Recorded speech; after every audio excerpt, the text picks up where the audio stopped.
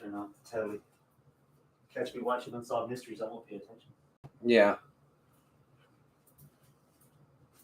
Lock the door. Some random people showing up.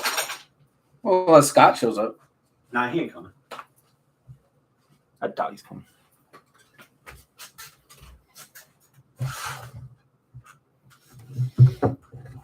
We're talking Crown Jewel.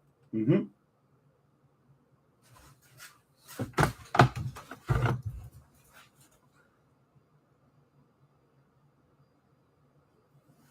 Yeah, we'll make that work. Ouch. Oh.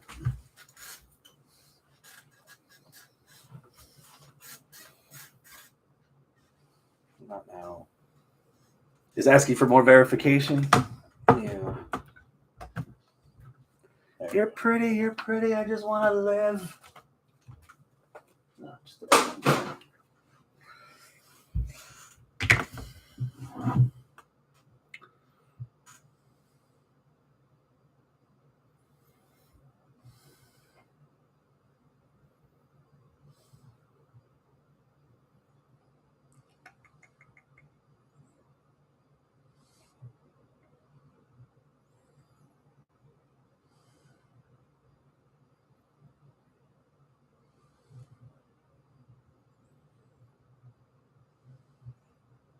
All right. You got the camera going? Oh, yeah. You got the mic going? Oh, yeah. All right. You shared the link on the book face? Oh, yeah. En el face. En la face. When is Arnold's monkey ass coming back over here to record? Probably never. We lost him. He's lost in the ether. Well, he lives out in Katy now, so it's kind of far. And he's broke. Wow, fuck. He's got kids. Well, he wouldn't have that problem if he kept putting it in the ass, right? No. Brags about it once a week, doesn't he? Half his Facebook posts are like, I like to eat ass. This is true. God damn. When people wonder why we look at him funny. It ain't because our prescription's expired. No. Because you're making it pretty clear you eat ass. It's almost like there needs to be like, so again, we had this conversation before we went live on the air. Oh Lord, what are we? I don't know what all the letters in this next round, but does A mean for guys that like eating ass? That's probably Arnold. In the LGBTQIA plus, A is for Arnold eating ass. God damn it, Chris. All right. And with that, live from the landing strip in Houston, Texas, it's the 400 and what are we at? 32nd edition of Houston Wrestling Radio. This is Abel. This is Chris. And thank you so much for tuning in, guys. If you are joining us live, please feel free to log into your YouTube account. That way you could, join us here in the live chat. And that way I'll see you in the live chat and you can say whatever you want. So feel free to fact check, talk shit, just say hi, ask us questions, whatever. I'll try to involve you as best as I can in the show. Now, if you're not watching this live, that's okay. You can still interact with us on Facebook, facebook.com/Houston Wrestling Radio. Oh, it's that time. See, Liquid Death. I can do this now. The can said best if drank 6 months ago. I'm doing an Al Bundy. It should still be good now. It should still be good. It looks good. Yeah, it looks good. It smells good. It smells like beer. Yeah. Mine is mountain water. This is a regular flavor of Liquid Death, right? So when it's just water. Yeah. I have seltzers too. If you want to dabble, we had somebody show up at our job. Oh, yeah? At my job yesterday. Yeah. And they're like, yeah, we're just here giving out free samples. Here's a case. Here, take a picture. Clack, clack. And my branch manager came out and was like, oh, hey, if we take a picture with you holding a can, I'll bring you another case. And then before I knew it, everyone in our little branch showed up taking pictures. So we had cases and shit. Nice. And I was like, I'll just make a little flight because I'm an alcoholic and I do things that way. I'll just take a couple cans of each flavor. Yeah. So if you want to dip your toes, okay, I got you, fam. Definitely. I don't want to have to pee too much, though, because I already have one bottle of water, and now I got this one. So I could pee in that one. Yeah, I could. Yeah. Right. That's why I raised the camera so you couldn't see below. So if you had to pull a Dumb and Dumber, well, that camera doesn't have zoom, so it's fine. It's you need to have at least a 10x on that thing. And HD. Yes.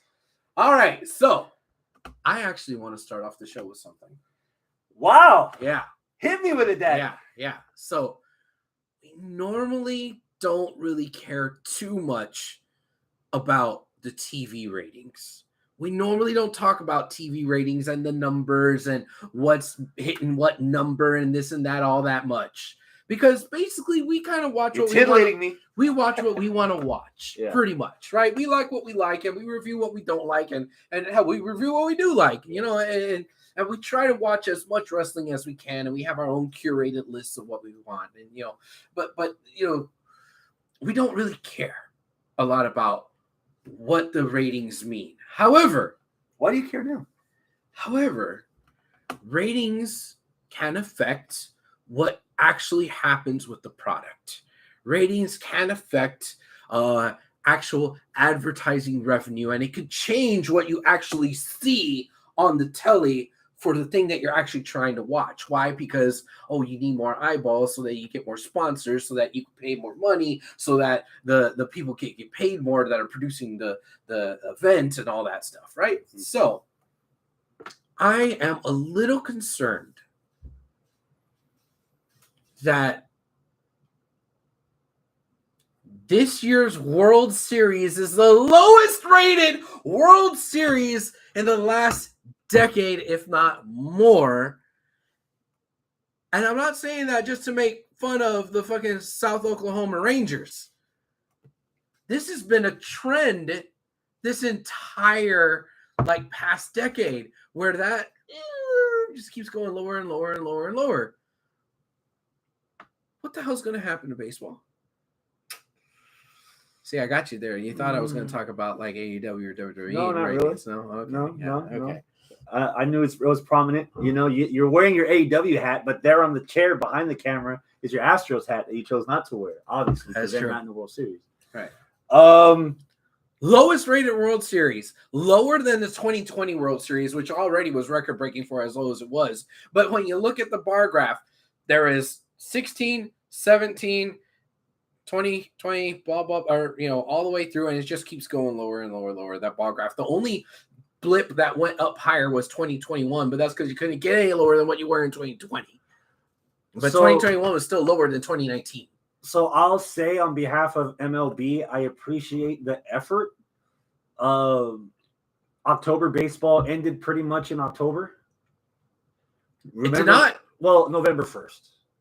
Wednesday, November 1st. Okay. But normally go back to the last couple World Series. They started last day of October. We're bleeding into November now. You've already got the regular season of the NBA starting. NHL's also starting. And Halloween. Who's going to be watching the World Series if your team's not in it on Halloween night? Baseball is a daily sport, so there's no reason why in the World Series you should have a day or two in between games. You should be playing 7 games at most within 10 days. Yeah. And I noticed that in this World Series that they try to condense it down. Whatever things they used in the regular season to speed the game up, I don't know if they did that. They did this whole season. The games were all a lot faster this year than they've been before. I did notice it when I was trying to watch the Astros run up until the demise. So the thing with sports is, and we could also bleed this into wrestling, there has to be someone that is above everyone else. So the 90s, Michael Jordan was your guy, right? In baseball, people started watching baseball when it was fucking Mark McGwire, Sammy Sosa knocking the balls out of the park every game. Mm-hmm. In wrestling, Steve Austin, The Rock. There isn't any, and I would even go one step further and say the cheating scandal with the Astros got us that X-Pac go away heat that they don't even want to watch us get our ass kicked if we got our asses kicked. Mm-hmm. It just soured the game.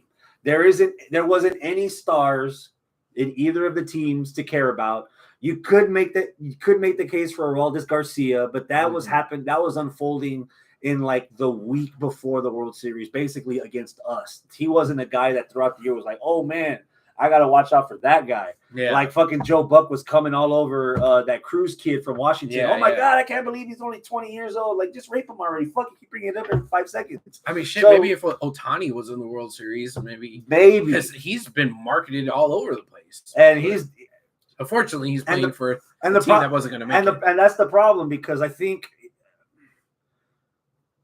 if he was A, marketed better, and B, on a team that was actually successful, you might have had more viewers, because Shohei Ohtani's like he's going to be the player of the year for the next 3 or 4 years as long as his arm doesn't fall off, because he's adamant that he wants to pitch and bat. Yeah. And he's fucking good at both. Yeah. And he gets an audience whenever he pitches. Yeah. His tickets are $20 more expensive, or like at least 10% more expensive when he's playing. So what you're saying is that baseball right now it lacks a baby face. Yeah. And the Astros are pretty much the heels, but you think they have go away heat. Yeah. They don't have like, oh, I want to watch them get their asses whooped. Show the ratings for the Rangers in this championship series when they beat us, and then compare those ratings to the actual World Series where they were playing Arizona.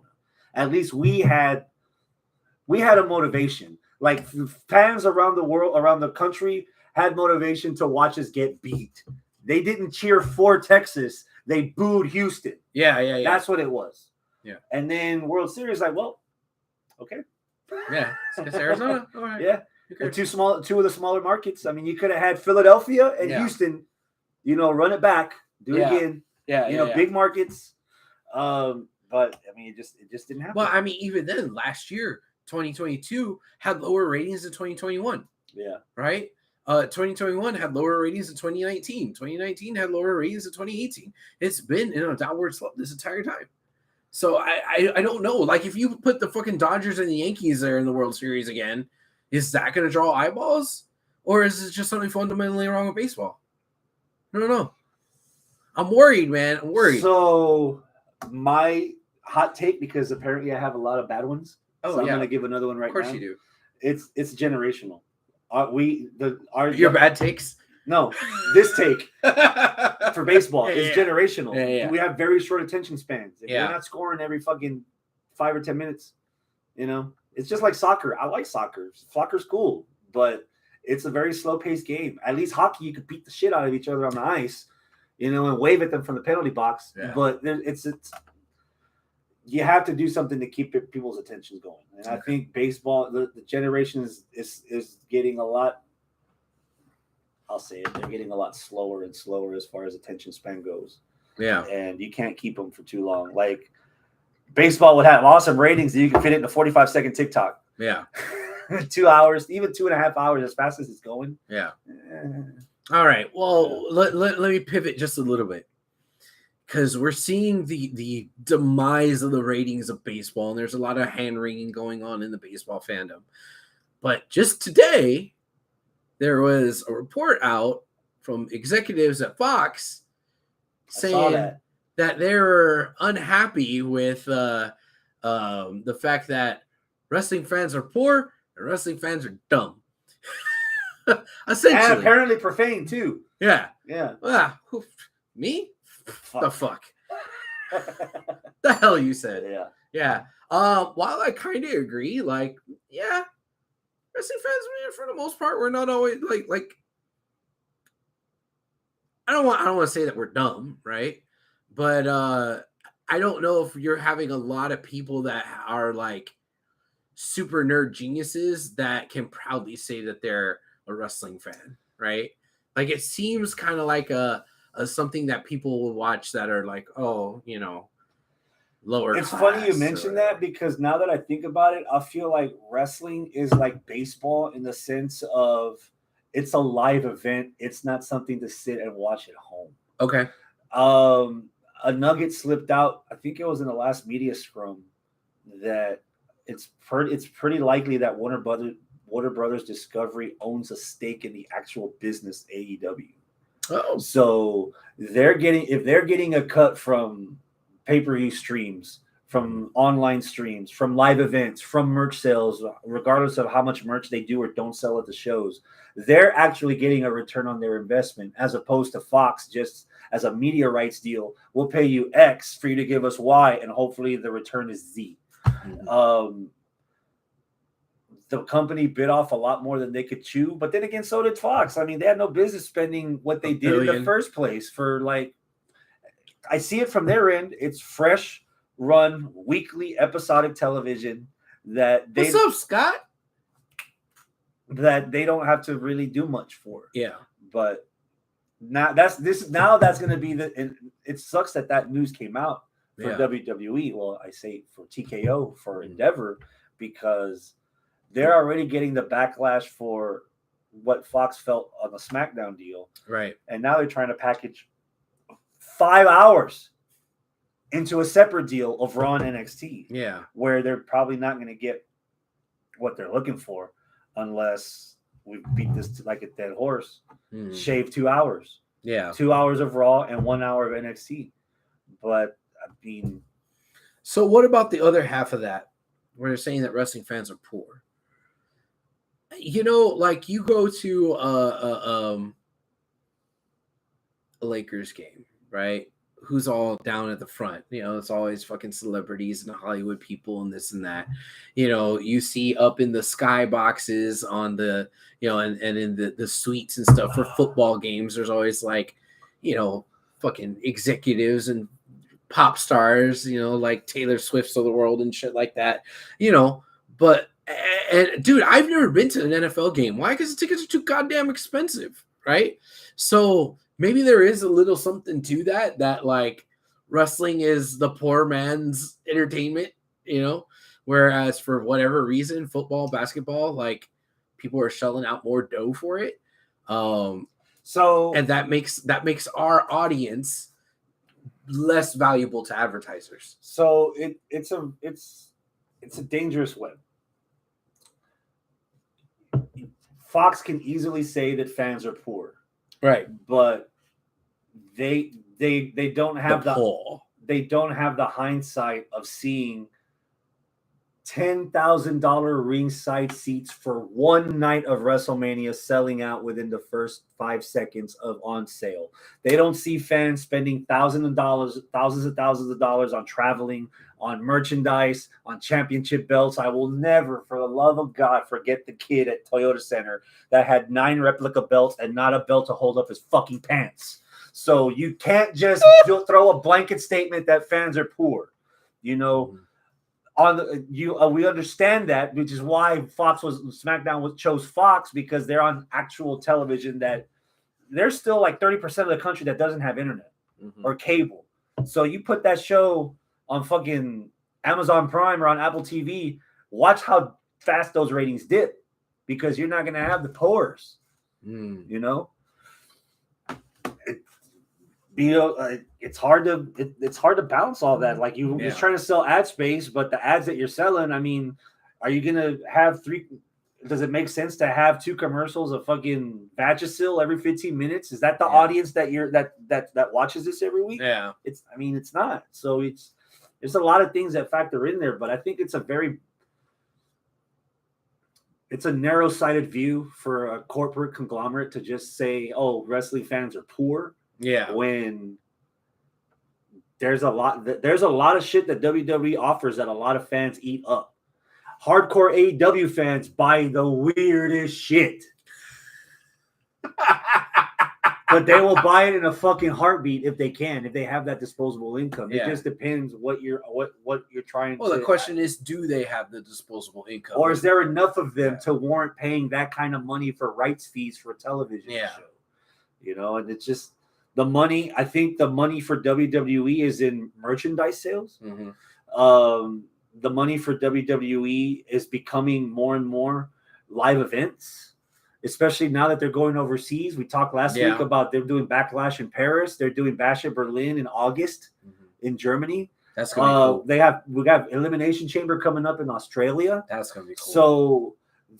So if a company wants to make a return on investment, I think the idea would be actually buying a stake of shares.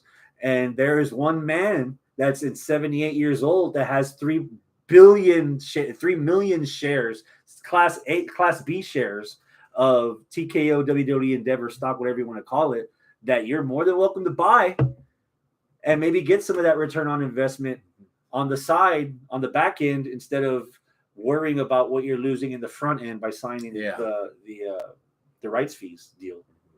So I am proud to say I'm poor. I've been poor for a long time. I pick and choose what I do. It seems like I do a lot. Yeah. But I squeeze a dime out of a dollar. I squeeze a dollar out of a dime so much to get to do what I do. Yeah. And it does not offend me. Yeah. Because I've been a lot worse position than I am now. Yeah. So you can call me poor. I'm like, you're poor. All right. It's okay. I'm poor too. Yeah. That's why we get along. Yeah. The polls. Yeah. You filthy, dirty polls. MJF loves us. Yes. That's why he's our scumbag. Yes, he's our scumbag. Yeah. So let's do a quick transition and get this out of the way real quick. Yes, because sir. I've got a match of the week candidate. Oh! And it's MJF versus Kenny Omega from Collision. Had no right to be that good. Had no right to be that good. That was the first time I saw MJF, and this is not a slight. This is the first time I saw MJF as a legit independent wrestler. Yeah. Because the stuff that he was countering Omega with. Yeah. Fuck me, man. That shit was good. That shit was good. I might have been the best match Omega's ever had. And I'm putting Omega's ever had? And I'm putting Omega Danielson and Omega Okada on that. MJF, that match was fucking good. I think that may have been the best MJF match. I don't think it's the best Omega match. But match is still fucking crazy balls good. Yeah. And then last night that you missed, right, was the threading of last night's episode of Dynamite where MJF is looking for partners and he winds up finally giving in.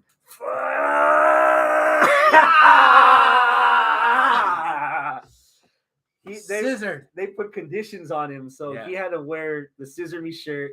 He had a pink and blue scarf. You missed that part. Yeah, pink and blue scarf. Walked out to the ring and all that shit. 8-man match was really good. Fucking Bullet Club Gold, man. Yeah, I like to boo them. They're funny. Yeah, I like. That's the best the Guns have looked. Yeah. This is the most charisma I've seen Juice. He doesn't really get much of an opportunity in New Japan to let that kind of character out. Yeah. Especially since he's the gaijin. A lot of them won't understand what he's saying. Yeah. Can't believe I'm saying this. They're making Jay White look really good. Oh yeah. Because maybe it's just he's not in front of an American audience long enough, but there's still more of Jay White, the character, that needs to be fleshed out on television. Dude, that's missing. There's something missing, but he's not drowning being surrounded by Bullet Club Gold. Right. Something has to happen. Maybe he wins the belt. Maybe because the storyline right now is kind of janky. Like, I'm not buying the anti-heel being bullied and not having his belt. Yeah. There's a lot going on with MJF, and they're giving him a lot, which they realize he's the meal ticket right now. Which, I don't mind. You brought it up earlier. I don't mind it. He gets the most ratings every week on television. The last week's Dynamite, not last night, last week's started at 976,000, and he was in the first two segments. And then after that, 250,000 people just went. Wow. And then they lost another 100,000 or 125,000. They lost 40% of their audience. Wow. Yeah. MJF's their meal ticket, and the company's realizing it. So MJF, he's got a lot of wolves hunting him. He's got Joe, he's got Omega, now he's got Wardlow. Apparently Hobbs wants some. And then Juice with the ring, and now Jay White with the belt. I'd hate for it to be worn out, or burn out of MJF. I would hate for AEW to copy a WWE type match to try to get all 6 of them in the ring and actually do something to pay all of this off, like a 6-pack match or something. Okay, I don't think we've had very many multi-man matches for the title in AEW, have we? No. Well, the 4-way at Double or Nothing, Jungle Boy, Darby, Sammy, and him. I think that was the only one. One of the only ones. There's not a lot. The marquee is normally just 2 guys. Yeah. I mean, if the story will warrant it, sure, why not? Right? I mean, we've seen plenty of multi-man matches in WWE history, so I don't think it'll bother me all that much, but I get it. I get where somebody could say that the storyline is convoluted right now, because it kind of is, but I'm still on board with the character development. Scott says they're going to do a chamber style match. All right. Oh, God. I mean, they could. Yeah. They Good. So tell me if it makes sense storyline wise to sign Ric Flair to a long-term deal. Apparently, this happened today. Are you gonna buy a 6-pack of his Woo energy drink for $24.95? No, or is Liquid Death doing it? No. Liquid Death is enough for me. Thanks, but no, man. I if they did it right, I would be okay with it. But I just don't trust anything done with Flair to be done right. And what I mean by right is Flair being the wise old man in the corner for like Sting and other young kids to kind of teach them how to go in wrestling. But instead, I think we're going to get like crazy grandpa Ric Flair who wants to wrestle and woo and just be part of the kiss dealing, wheeling dealing, limousine riding, jet flying, son of a gun, and I'm having a hard time holding these gators down. Yeah. Like, I think he's going to be part of being trying to be the protagonist and not the person that helps the protagonist along. Right? When you said as long as they do it right, there's only one thought in my mind that would make this right. Cool. And I'm talking just in the microcosm of the professional wrestling program weekly. Give it to me. Is having him be the authority figure in public. Because the Tony Khan stuff hasn't been working. He hasn't really been completely established. He's not an on-screen character. All this stuff is behind the scenes. He's not great on the mic. And he's not great on the mic. And he's already worn out I have a big announcement next week, or I have such and such. His big announcement last night, pre-sale registration for All In 2024 in London. So that everyone gets a ticket to All In for Christmas. Oh. That was the big announcement. That could have been on Twitter. That could have been sent through a chain email for your AEW Elite Fleet or whatever. But he had to make a big brouhaha of getting attention to see if he can get some ratings. Because like numbers last week, they went like a reverse, that thing from Price is Right. Yeah. The over went up. Reverse. Like, Hector, what's up, Hector? Yeah, Ric Flair as an authority figure. Did you see what Hector said? No. Yeah, I know you're about to tell me. He said, have Minoru Suzuki and Ric Flair's career. What kind of night? I agree completely. Where's the next Forbidden Door? Oh, fuck me, dude. Yeah, but that's just in the microcosm of the weekly television program of AEW. We rehashed it last week. What has he done to absolve himself of the things that had him highly publicized in a negative light from the Dark Side episode of the Plane Ride from Hell? I would not have lost any sleep, and I would not have saved any money or spent more money with Ric Flair being back in the business. He could have been out of the business forever and let him. I would have been fine with it. I would have been fine with it. Yeah, I don't need to see Ric Flair. No, and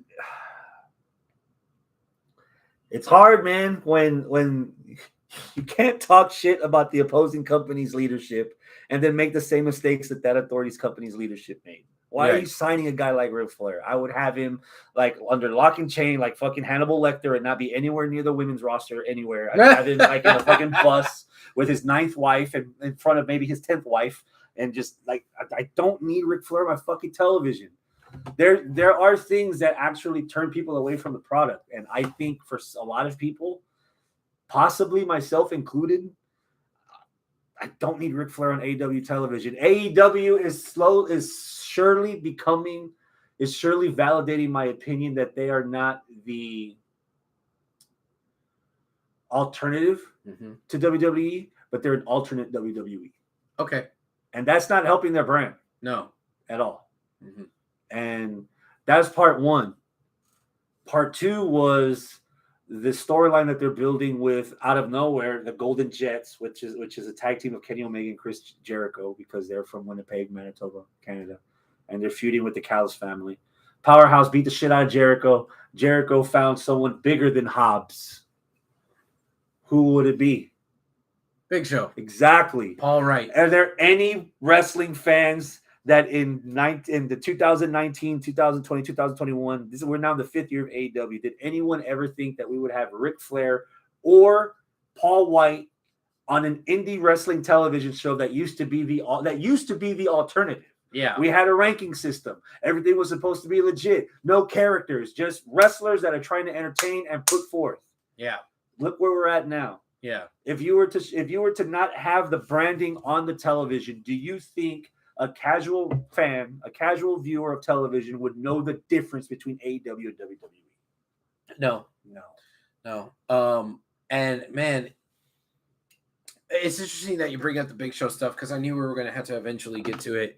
But you juxtapose it right next to the Ric Flair thing, and that actually kind of somewhat maybe gave me a little bit of hope. The way that AEW has handled Big Show and Mark Henry has been, I don't want to say right, but it's been good enough. Now, it's not my money that's being spent. It's Tony Khan's money that's being spent. If you want to keep Big Show and Mark Henry on the sidelines to do commentary or to do interviews and train, just have them in the locker room, cool. I don't need to see either one of those guys wrestle. And Big Show and Mark Henry haven't wrestled. They've done other stuff, which I'm okay with. The skits Insano. Cool. It's time for the main event. Like, that's cool. I don't need to see Mark Henry wrestle. I could just watch Mark Henry say it's time for it. Like, forever. And they don't even do it anymore. You saw how they got around it, right? They had us chant it so that when they splice the interview backstage and post, they'll have us in the background as Mark Henry says it. And right. It's seamless. It's smart. Seamless. I'll give them that. You know what they're doing. So what our first thought was, well, maybe this isn't going to be Ric Flair is going to wrestle every week. Maybe this is more like they're going to have Flair the way they're having, Big Show and Mark Henry, where he's in the back somewhere and, he'll get pulled out every now and again for a cheeky little skit or something stupid, or to give sage advice to fucking Darby Allin or something, and like, that's cool. That's all I need from him.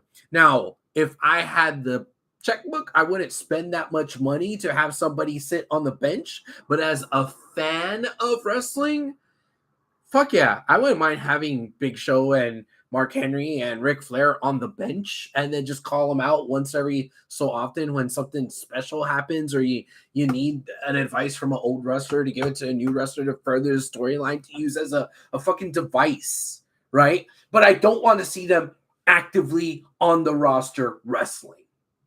Right, that's something I don't want to see. You'd hate that. It's weird. It's weird that I'm doing all these awesome transitions. Scott says AEW is the bad version of WCW and TNA, and then Hector says, "Oh, so you mean they're NWA?" At some point, you have to tell the rest. You have to rein the wrestlers in from their own desires because of what the possibility is that can happen to them. Yeah, we've seen the Mexican wrestlers die in the ring. We've seen wrestlers get injured past their prime. Mm-hmm. We saw last week Bryan Danielson is out for the rest of the year. Yep. After proclaiming that this was going to be his last year, and we're doing the farewell tour. Over the Bones got him out until the end of the year. So timing 8 weeks, 9 weeks sounds about right. But I mean, what the? You're putting a lot of stock in people that, again, with the fucking business term, that they're at a point in their careers where your return on investment is not going to be what you expect it to be. Right. And do I want to see anything violent or anything negative happen personally to Ric Flair or Paul White or even Bryan Danielson in the ring? No, but that shit does happen. Sting's lucky that he got afforded an opportunity after that show where he almost fucking ended his goddamn career on a move that was done to him. Yeah.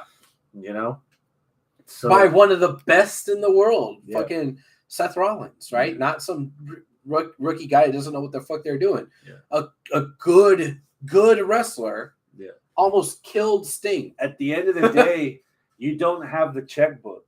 You're not spending money.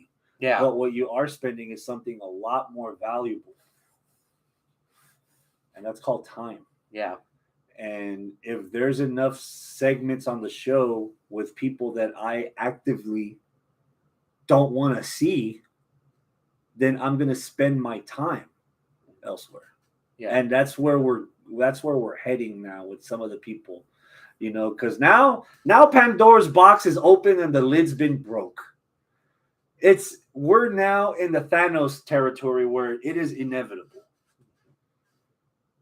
Who's left that has any kind of value from the 80s or the 90s that Tony Khan can bring in under the guise of, oh, this is Sting's farewell run. We want to give him the run he deserves. The one guy that I thought was banned from the company that could never go. You don't, the name's not ringing a bell, brother? Hogan? Do you really want to see, of all people, Hulk Hogan in AEW? That's a conversation that you have to have with yourself and with your wrestling friends, because that door's been pushed wide open now that Ric Flair, for all of his troubles, has been done as walked through. No, I don't. That's where we're going. AEW is the alternate WWE. They're not the alternative. They're not giving you something different. They're giving you all the same stuff that went in the top end of the meat grinder. We're just seeing them in AEW from the other end. Adam Copeland, Ric Flair, Hulk Hogan, Sting. Right now, it's been fun. But if he was gone a year and a half ago, again, I wouldn't have lost any sleep. Yeah. Like what other meat is going through this grinder? What are we getting at the other end? I really don't want to see Hogan on my TV, I at all. Like all that stuff that I just said about Flair, that, okay, you have Flair on there, at least, have him, be the old man in the back that makes, the protagonist, as a device or whatever. I don't want to see Hogan anywhere near my TV at all. No. Fuck, man. Today, November 2nd, 2023. Would you be surprised if it happened? A little. Yeah, I'd be surprised. Not pleasantly surprised. I'll be like, that's not what I was thinking was going to happen. Oh, shit. Damn, I can't believe he actually did it. Wow, I hope this is a short-term thing. I hope this isn't have Hogan wrestle thing. He's going to have his little paycheck to collect and go away. Will there be some people that'll mark out and, some casuals tune in? Probably. Good for them. But once Hogan goes away, they're going away too, right? Yeah.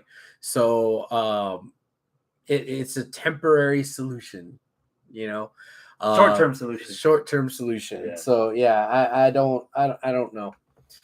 And that's the thing, sometimes a lot of wrestling promoters and wrestling companies go for the short-term solutions, and they never try to fix stuff to, have a long-term solution.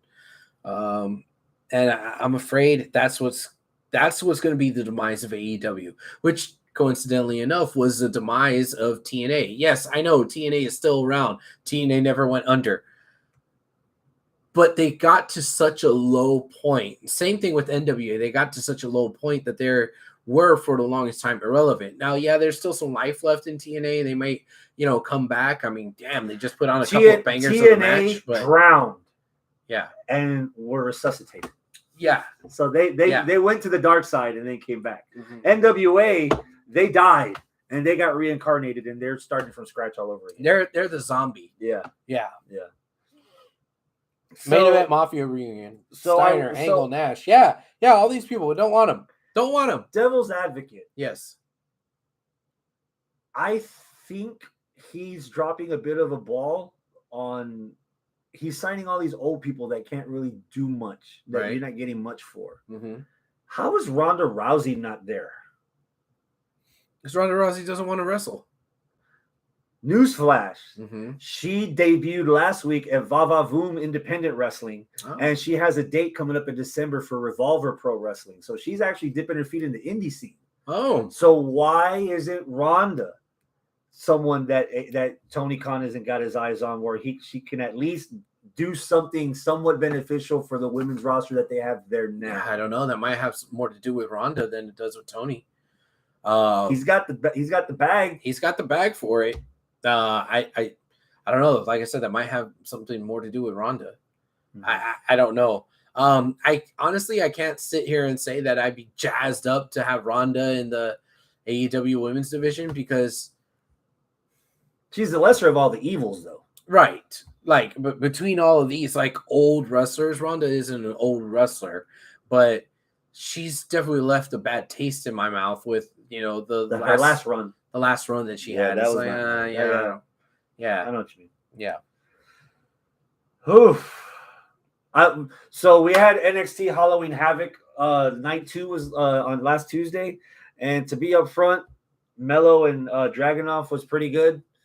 The rest of that show, finals of the breakout. Lola Vice beat Kaylani Jordan. That was a pretty decent match, but the rest of it, there wasn't a lot to it. The first night was definitely better of Halloween Havoc.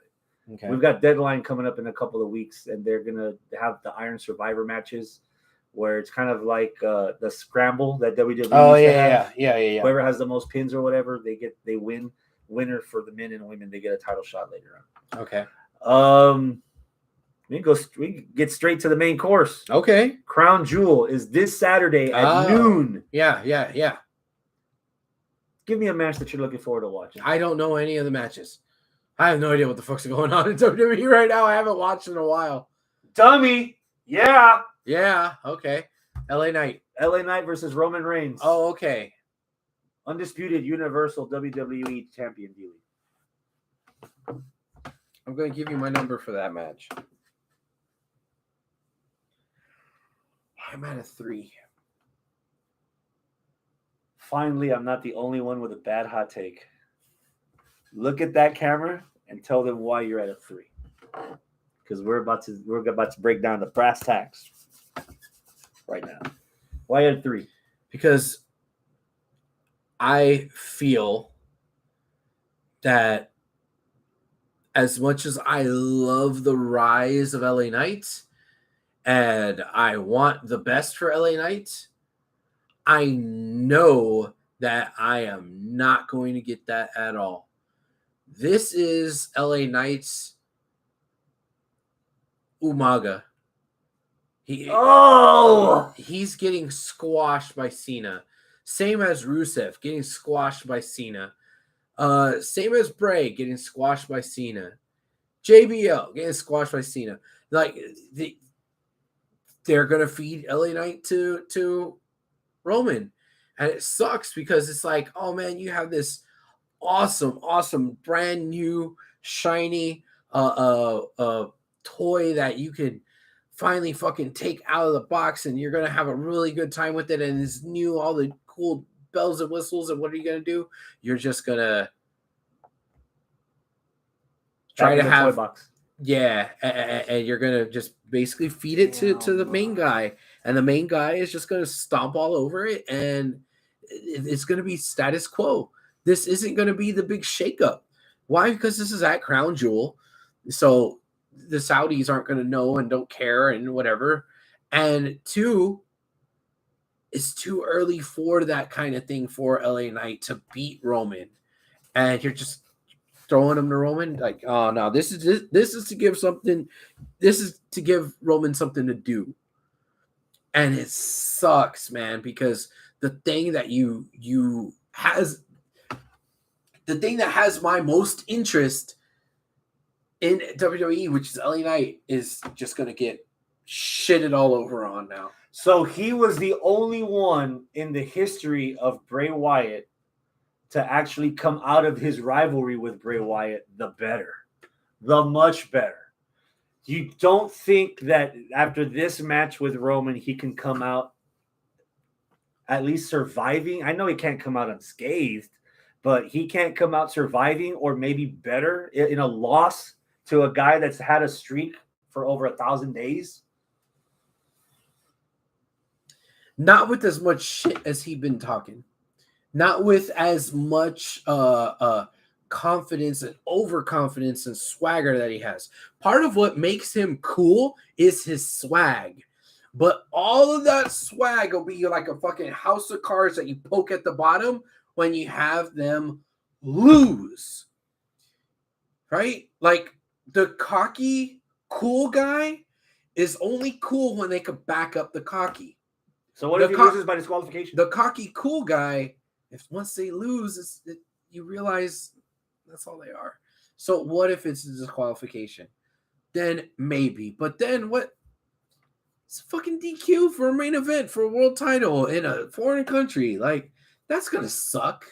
That might not suck as much for LA Knight, but it's going to suck in general. So, what? You're going to have a rematch again? And Not then anytime soon. Survivor Series is next. Okay, I guess. I don't know. I'm not excited for it, man. So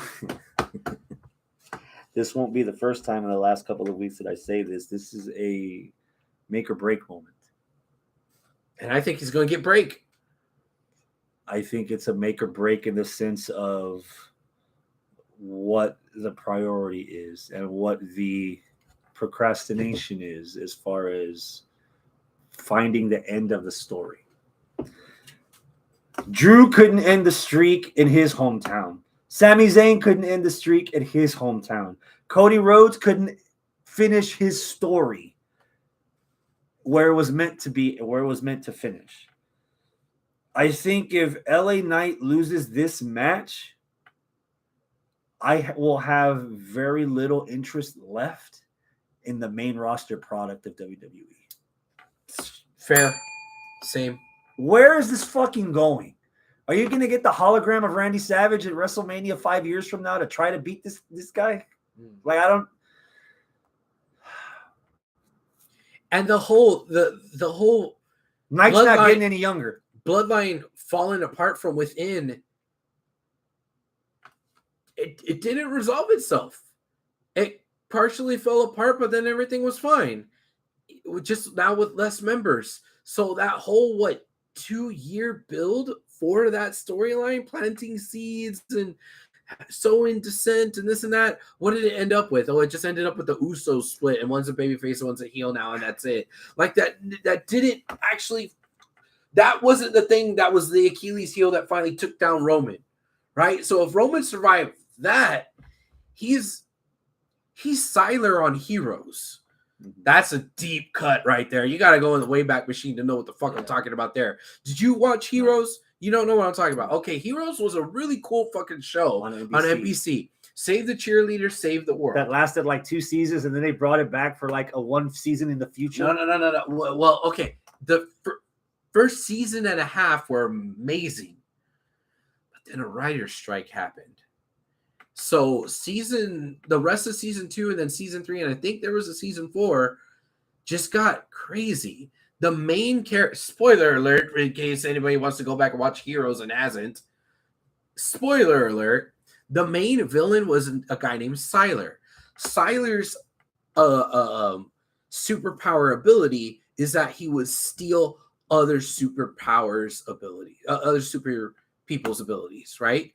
So eventually, they kind of, storyline-wise, they kind of painted themselves in the box, probably because of the writer's strike. Maybe somebody wasn't knowing what they were doing. And Siler got like everybody's ability. And he had no weaknesses at all. So while the first couple of seasons were like intriguing, eventually Siler just kept getting everybody's powers. Nobody could beat him, and it was stupid and boring. And to finally defeat him at the end of whatever the last season was, again, I don't remember, it was 3 or 4 or whatever, but at the end, it was just like, all right, well, we're just going to have to go really outside of what we thought, and the main protagonist had secret powers that they didn't know that they had, and those were the things that they could secretly take down Siler, but not really, and it was fucking bananas, crazy, go nuts, stupid, and it didn't make any fucking sense. That's where we are with Roman. Roman can beat everybody straight up one-on-one. He could beat Brock. He could beat Cena. He could beat Seth. He could beat Shinsuke. He could beat Cody. Everybody. Nobody could beat him in a one-on-one match. Okay, well, what's the back door? What's the Achilles heel? The Achilles heel is his family. This right here, his heart and his mind, when it's with his family, that could make him fall apart. Right? Not the wrestling ability, how big and strong you are and how skilled you are at grappling. No, the family is the thing that's finally going to take him down. But then that didn't fucking take him down. So, okay, you can't beat him by wrestling. You can't out-strength him. You can't out-brawl him. You can't out-heartstring at him. You can't out-manipulate him. Well, what can you do to be Roman now? Nothing. nothing to beat Roman. Nothing. So this is why I don't give a shit about him versus LA Knight. Deep cut, bro. Great show. Thank you, Scott. I think that's the key. For the most part, everyone tries to do something towards Roman. And I think LA Knight is the stuff that a lot of stuff that he's doing that you might not notice is passive. And I say passive because it feels like every person that Roman's had to wrestle up to this point in story has had to change themselves a little bit to try to acquiesce to Roman. Okay. And there has been no change with LA Knight's character. He is who he is, and the fact that he is who he is getting under Roman's skin. It isn't something that now the trash talking is starting, but it feels like LA Knight is really just it doesn't reek of effort. Everyone of Roman's opponents has made effort to try to get under Roman's skin, and LA Knight has done but fuck nothing. He just does what he does that he's always done, that everyone cheers him for, and it's the acknowledgement that he's getting from the crowd that Roman isn't getting anymore. Okay, but that isn't anything that he's doing directly at Roman. It's just that's what he does. So I'm at an 8 for this, just for the fucking car crash. Either LA Knight becomes champion in Saudi Arabia, or I pull a Scott and bid adieu to the main roster of WWE because goddamn, dude, they can't write themselves out of a goddamn paper bag. Yeah. There isn't anyone on the roster right now that I could think of, except maybe Gunther, that Roman loses to, or that they build strong enough that Roman can lose to. There isn't anyone built right now other than maybe Gunther's streak that he's been IC champ for a year that I can buy. Cody's already had his shot. Jay's already had his shot. McIntyre, Rollins, all the guys you just named off, Riddle, they've all had their shot. For them to suddenly, Owens had 2 shots. Mm-hmm. So now that fucking Samoa Joe had a shot. Samoa Joe isn't even in the company anymore. Yeah. So now it's like, if you're not going to do it with LA Knight, chances are you're not going to do it. The only person that it could be now would be Gunther, but not even now. And even if you fucking dare to have Solo go over Cena, we've already seen this story. Someone from within tried to beat him and couldn't do it. So you've teased Solo wanting to lead the mantle, or Solo trying to second guess Roman, but we've already seen this. We've seen it with Jay. And it didn't go anywhere. We've seen it with Jimmy. And it hasn't gone anywhere. And so Solo could do it? No. If anybody could have, it would have been Jay. Yeah. It would have been Jay. Yeet. No. So yeah, I wouldn't even buy Solo doing it. Yeah. I wouldn't buy it. I am I'm forfeiting my last ounce of hope. I've got LA Knight winning this. He could drop the belt to Roman on fucking Monday. I don't give a flying fuck. Do something interesting. Everyone else has been dropping their shit. The Usos, Roman and Cody and Jay gave the belts back after winning them. Dominic lost the North American title. He won it back after a week. Yeah. Like, what? God, do something. Hector says it's a 3 for me. The fact that Roman will be MIA till next year is what brings this down for me. I was never a fan of Brock's title run when he wouldn't show up. I still don't agree with Roman's yearly vacay. Yeah. Have AJ Styles be the one, the phenomenal one. Oh, jeez, get out of here. AJ isn't doing anything. AJ's not doing anything. Oh, a real wrestling fan would have said cancer should beat him. Goddamn. Scott says, what about a returning Randy Orton? Maybe. I mean, hasn't Roman already beaten Randy Orton before? No. Not in this run? No. I'm not sure, but I don't care.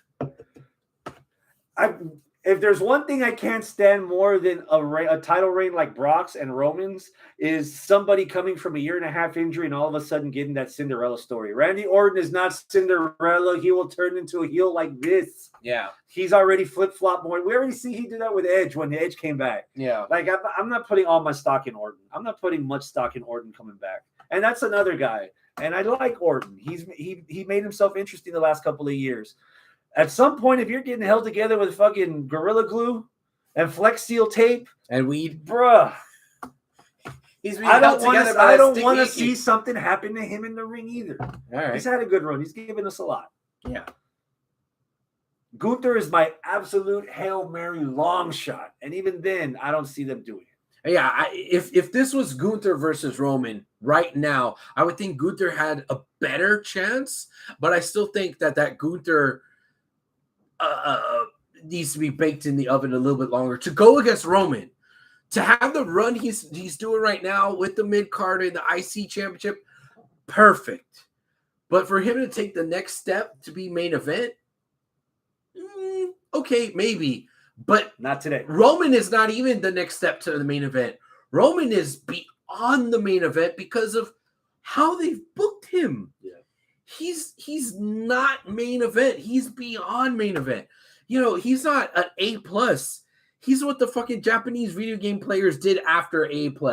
They made this S is the tiers. lost levels of Mario. These are S. He's fucking S tier right now. Yeah. You know, and it's too much. Too much. The Rock. If The Rock comes back, that maybe, ship sailed. That ship long sailed. But what is The Rock? The Rock is from the inside, the family thing, whatever, this and that. No, not now. The family imploding from within. It didn't work with Jimmy. It didn't work with Jay. It's not working with Solo. You think it'll work with The Rock? Here's the other thing you should be looking at. If there's a wrestling fan out there that wants to talk out of both ends and say that they don't like the title run with Brock and they don't like the title run with Roman, guess what kind of title run you're going to get with The Rock? Oh, another part-time run. Yeah. So you're like, yeah, no, that's not going to balance out. That's not going to balance the ledger. Yeah, it's not. Unless Gunther kills The Rock. See, you got to have somebody homegrown, like. And I know LA Knight isn't necessarily homegrown, but he has organically grown in WWE. So you need to have somebody like that. Not that you've grown over 6 to 9 months. Yeah. You need somebody that has seasoning that has been in the main event and defeated other main eventers that fans recognize over the course of like 2 or 3 years, so that he is such a threat to in this case, Roman, that is believable. He's like, I love LA Knight. I love the new character. Yeah. I get, but he's not ready. Not because of him, not because of the wrestler, not because of his skill. I get it. He's 40 and he's been all over. 41. I get it. As of yesterday. Right. I understand that. It's not a slight against him or what he is. It's a slight against the storytelling of who he is. It's also the slight of the history of the company he's in.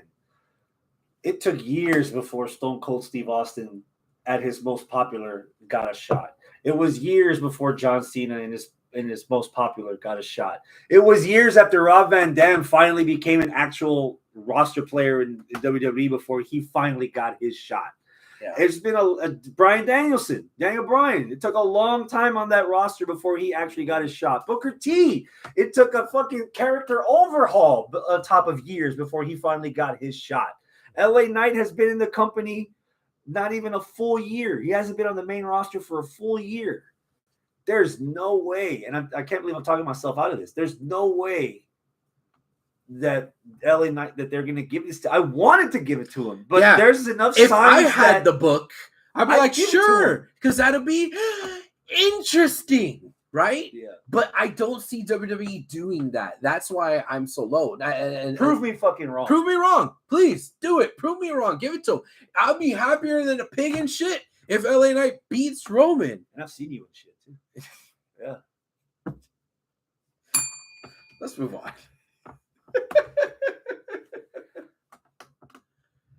I am just as tired of Seth Rollins as champion. Seth Rollins versus Drew McIntyre for the WWE World Heavyweight title.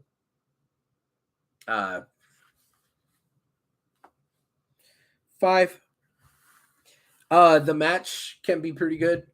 Seth and Drew can both go. I like Seth and Drew both.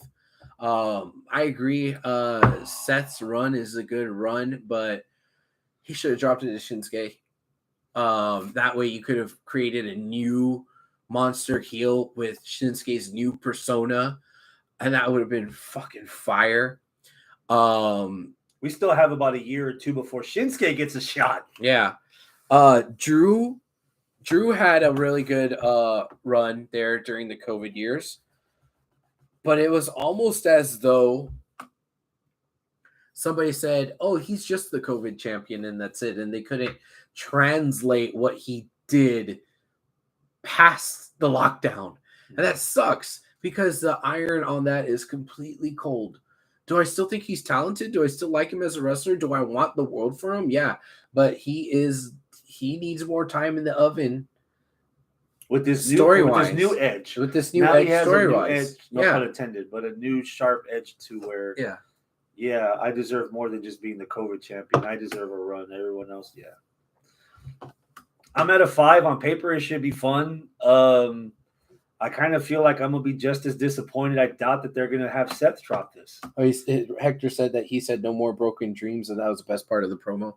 Yeah, he did. Oh, that's cool. Nice reference. Would Damian Priest cashing in on this match be interesting? Yes. Would you have him beat either Seth or Drew? Yeah, either. That'd be cool. Like if either would work for me. If it was Drew and Damian, he complained about COVID and he finally got the belt back and lost it in 60 seconds. Boom. God damn. But if you have, as of right now, are you buying Drew as a babyface or a heel? The way he's been portrayed lately. It reads heel to me. Would he instantly go back to babyface if another heel stole his moment that he as a heel? No, I don't think instantly. No, that might help solidify him more as a tweener instead of heel or face. Which technically a tweener is what got him the title in the first place. Yeah, he was a heel when he won the Rumble. People just started liking him. People were starting to come favorable to him. Yeah. It goes both. I can. There's another way. I could have Priest cash in and enter himself as the third man in a triple threat. He beats Drew. Seth loses the belt without getting pinned, and you can push a Priest versus Rollins feud if you want to do that, or if you have him cash on Drew after Drew beats Seth, then you have to run.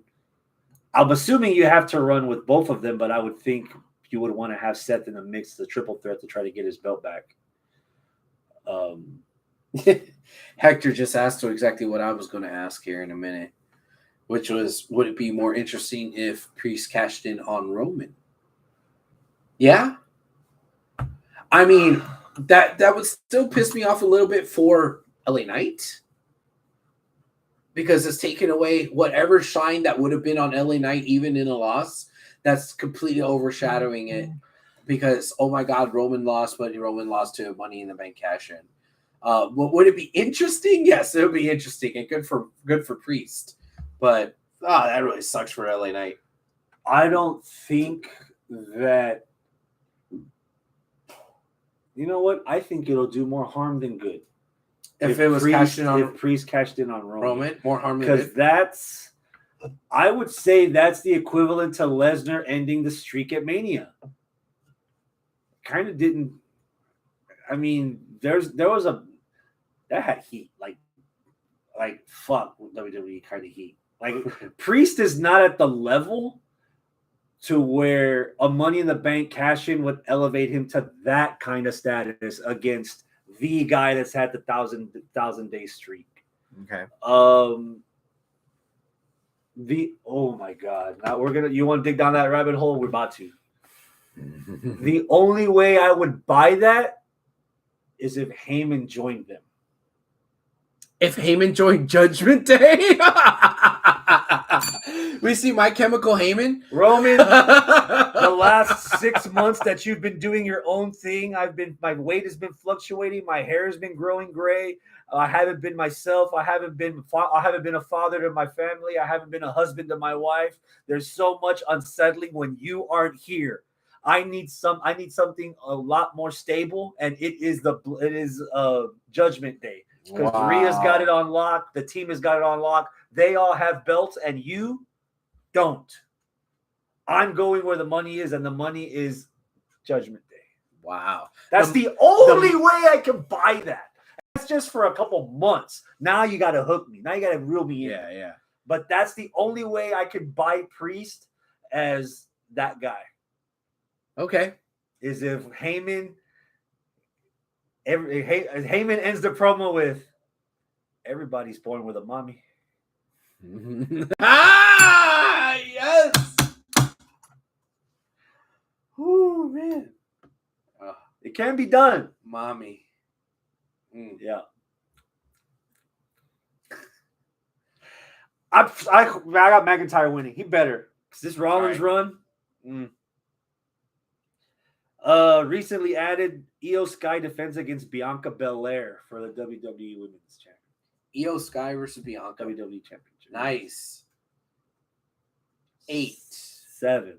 8. I think that match is going to be good. What? Okay, what's that about? There's not a lot built. There's not a lot built to this. They just announced today the debut of Love in WWE, the reality show with Montez and Bianca. This is pretty much a promotional grab. It's not really, I want the belt. It's like, no, the corporate conglomerate is trying to get viewers for your upcoming show. Like, I got Io winning this. I'm at like a 5. I got Bianca winning it for the reasons that you just said. The show. She's the champ. She could go out on the media things with the title. Like, hey, check out my new show with the and here's I'm the champion. She's gonna be on fucking. That would make a lot more sense. That would make a lot more sense if she was the only women's champion there. Still, it helps. I don't think she needs it. Okay. I got Io winning. I got Bianca winning. Rhea Ripley, Nia Jax, Shayna Baszler, Zoe Stark, Raquel Rodriguez. 5-woman match for the women's WWE World Title. That sounds like a party. World Heavyweight Title. Yeah. 7. 7. There's a lot in that match. But yeah, like, I don't know. Ultimately, it's a 5-way match. So 3 is cool. 4 is all right. 5 and above is too much usually. Can they surprise me and pull off something really cool? Probably. But yeah, I don't know. As a compliment, I think Rhea Ripley's outgrown the title that she's wearing right now. Okay. I got Baszler winning. Baszler! Surprise me. Give me something fucking interesting. That's not the surprise. Okay, what's the surprise? The surprise is Zoe Stark winning. That would be out of left fucking field, wouldn't it? Wow. Yeah. If she like pulls it. Yeah. She got that Trish Stratus rub. Okay, so let's book this. Okay. Trish comes back. Yeah. And helps Zoe Stark. Yeah. Remember the last time we saw them, Zoe beat up on Trish. Right. Trish helps Zoe win the belt. And the payoff is Trish versus Zoe Stark at Royal Rumble or WrestleMania for that belt, and Zoe beats Trish. All right. The rest of the women, they can do other things. Like I said, Ripley I think she's outgrown the title right now as far as needing it. I don't think Ripley needs it at all. She's doing good doing what she's doing right now. And instead of, she has this thing where she has the women's title hanging off her pants. Yeah. She could wear Dom's U.S. title, North American title, in support of him. Nice. And do that and be just as fine. So I'm at I'm at a 7. And I'm gonna just throw it out of thin air. I got Baszler winning. Okay. Hector says in the live chat, the thing to look for in the 5-way women's match is who's getting busted first by Nia Jax. My hole. Logan Paul against Rey Mysterio for the United States title. 6. Logan Paul's winning. This is the guy that you do all the media stuff with the fucking belt. Logan wins. All right. Logan's winning. Fair. I can agree with that. John Cena. Hold on. Whatever happened with Carlito? Carlito is still making appearances. He's still around, or was he just that one-time thing? Well, 2-time things now. Backlash and whatever this last show was. Yeah. So that's it. And the motherfucker showed up late. But in his gear. Yeah. John Cena versus Solo Sikoa 1-on-1. 4. 8. Eight? Cena's promos on television have really humanized him and made him a lot more relatable to a larger audience. Okay. There's a moment, I think it was on last Friday's SmackDown, where Cena's in the ring and the crowd is he's challenging Solo and the crowd is chanting, "You still got it." And then Cena says, "Well, what if I don't?" You ever hear Cena be that reflective in his career about his abilities? You ever see Goku from Dragon Ball Z be like, "You know what? I might not be able to beat Frieza." Yeah. Never says that. It's the same equivalent here. Here's a guy that he knows of. Dude, the fucking promo where he's like, "You know, I'm here to acknowledge you. I'm not worthy of a title shot, but I know someone who is." That promo with LA Knight and Roman Reigns for the first time. Look at the background. Cena's like almost held hostage to Solo and is aware that he might not be able to handle Solo. This is like Batman and Bane in a sense, where he kind of knows that he's not matching up with his opponent. Okay. So I'm buying the story that John Cena is selling me right now, and regardless of all the riffraff with the bloodline, I think they've done a damn good job of keeping Solo Sikoa menacing and a threat. Mm-hmm. And if this is anything like learning the lessons from the past, this is the Umaga that finally beats Cena. Solo's beating him. Solo's not beating him. You going to put a $5 on it? Father Time is beating him. Him losing to Solo wouldn't be Cena lost to Solo. Cena lost to Father Time. Mm-hmm. He the whole thing about you still got it, but what if I don't? Doesn't have anything to do with Solo. He could be there in the ring with Solo, Sami Zayn, fucking Otis. You know, it doesn't matter because the story isn't about like that guy beat me. The story is, do I still have what I used to have? Right. Mm-hmm. So that's why it doesn't tickle my pickle, because this is more about whether or not Cena can actually still go, when it should be more about what's going on with the bloodline and why is Cena getting involved with the bloodline and how do we take this fucking detour from the implosion of the bloodline with Sammy and Jay and Jimmy, but like now Cena's shoehorned in here and the story is all about Cena. Okay, cool. Yeah. Who you got winning? Cena. LOL, Cena wins. I got Solo winning. Yeah, you're wrong. You said if I wanted to put a $5 on it? Yeah. Nah. Cody Rhodes against Damian Priest. As far as I know, up to this point, it is not for the briefcase. Okay. 7. I think it's going to be a good match. I like both of the guys. Not for the briefcase. Okay. If it is for the briefcase, that's going to add a little bit more intrigue. So maybe I bump it up to an 8. Yeah. Because what if he does lose the briefcase? And now Cody has it. Could Cody with the briefcase beat Roman? Maybe. So the story of the son of a plumber ends with him doing what heels do to win championships instead of the 1 or 2 actual baby faces in the entire company that actually gave their opponent time to prepare for an actual match. Yeah. So you see him spontaneously cashing in on Roman and not saying, you know what, I want 2 weeks. This is my shot. I'm calling it. Now I see him doing what he has to do to finally best Roman. And is that considered besting? Yeah.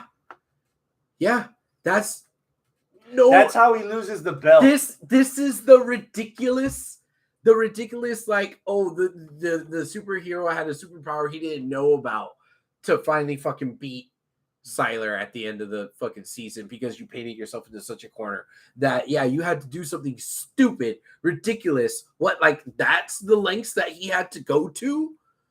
Cool. And I don't think it would be a move where it would be completely heel. I think it'd be like, fuck yeah, Cody won. Fuck yeah. Finally. Roman's finally lost. Holy shit. I think it's going to be enough to where it's like, this is what it fucking took. Finally. So, yeah. I'm okay with it. Well, I got Cody winning. I don't see him losing anytime soon. Okay. Pre-show, Sami Zayn against JD McDonough. 5. 6. On paper, it should be fun. I got Sami winning. Yeah, of course. Yeah. Overall, that's Crown Jewel. Ta-da! Number. I think 5. It averages out to a 5. I don't know what to say. Averages out to a 5. I'll give it an extra point because I'll be able to watch it and then I'll have the rest of the day to do actual stuff. It's this Saturday, right? Yes, at noon. Oh, yeah. I'll actually have time to watch this too. Yeah. I won't have anything going on Saturday at noon. Cool. Yeah. I might actually watch this. I mean, usually I'm against the blood money as much as I could be, but I don't know. At the same time, it's like I have time to watch it and I can't watch it and it's wrestling, so maybe I will. Anything else before we bid the people adieu? Still got that show coming up, the Toy Drive, Santa Fe, Texas, December the 1st, Friday, December the 1st. So make plans. The admission for that is to bring in an open toy so that we could fill a fire truck full of toys for Toys for Tots. Mm-hmm. So yeah, try to come on out Friday, December 1st in Santa Fe, Texas. What are you reading? The reason for Roman to go Cody for a title shot is that he wanted similar to his father, not a legit win in the public view. That's what I'm thinking. Like, Heyman can just cut the one promo that says, do you call yourself a champion? Did you really beat Roman? You had to surprise him out of the blue. Is that something that your dad would be proud of? Prove it. And that's exactly how Nick Aldis got Cody to drop the belt, the NWA belt, back to Nick Aldis. Yep. In a sense. So, yeah. But again, at this point, I think the Cody bloom is off the rose for me. And this has nothing to do, and I'm surprised no one's mentioned this yet. This has nothing to do with it being in Saudi Arabia. The title change in Saudi Arabia, good. As long as it tells the story properly, fuck it. They deserve to have moments just like we've had all our fucking moments on these walls. Yeah. Give it to them. LA Knight wins, give it to him. Cody steals the briefcase, give it to him. If it makes fucking sense. But there's a lot here that is just like, do I want to watch this? There's some stuff that's very paint by numbers. Yeah. And with that, that's a show. That's it. All right. Well, adios, my friends. Keep it classy.